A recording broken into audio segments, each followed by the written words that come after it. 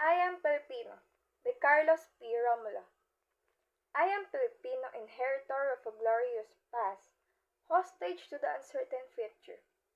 As such, I must prove equal to a twofold test, the test of meeting my responsibility to the past, and the test of performing my obligation to the future.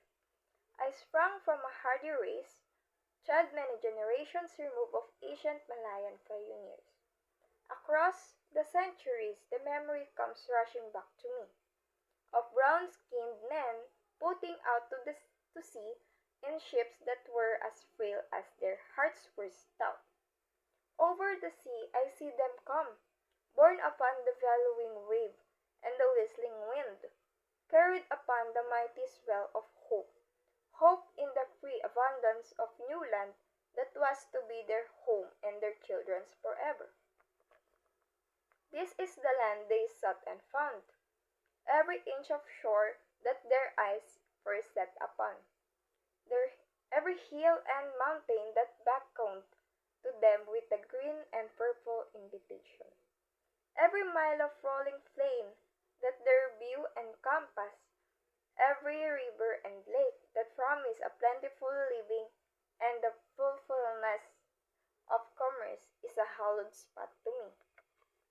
By the strength of their hearts and hands, by every right of law, human and divine, this land and all the appurtenances thereof, the black and fertile soil, the seas and the lakes and the river teeming with fish, and the forests with their inhospitable wealth in wildlife and timber, the mountains with their bowels swollen with minerals, the whole of this rich and happy land has been for certain without number, and the land of my fathers.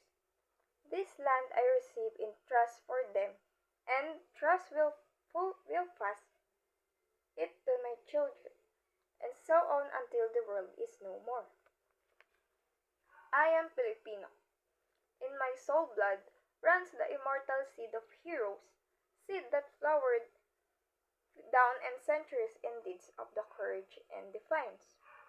In my veins yet pulses the same hot blood that sent Lapu-Lapu to the battle against the first invader of this land. That, that nerve Lakandula in the combat against the alien foe. That drove Diego Silang and Dagohoy into rebellion against the foreign officers. The seed is immortal. It is self-same seed that flowered in the heart of Jose Rizal that morning in Bagumbayan, when a volley of shots put an end to all the mortal of him and made his sprint deathless forever. The same that flowered in the hearts of Bonifacio in Balintawak, of Gregorio del Pilar at Tirad Pass, of Antonio Luna at Kalumpit, that bloomed in flowers of frustration in the sand heart of Emilio Aguinaldo of Palanan, and yet burst forth royalty again in the proud heart of Manuel L. Quezon, when he stood at last on the threshold of ancient Malacanang Palace, in the symbolic act of possession and racial validation.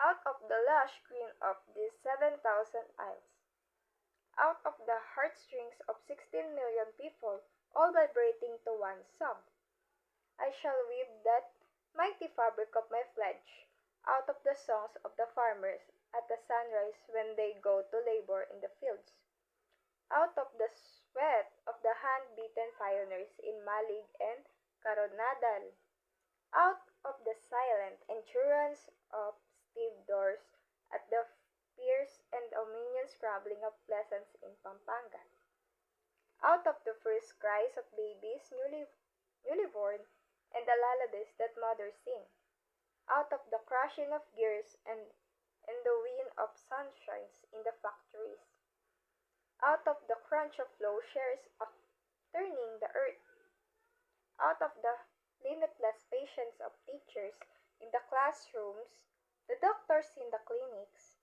out of the tramp of shoulders matching, I shall make the pattern of my pledge. I am Filipino born to freedom, and I shall not rest until freedom shall have been added into my inheritance. For myself and my children and my children's children's forever.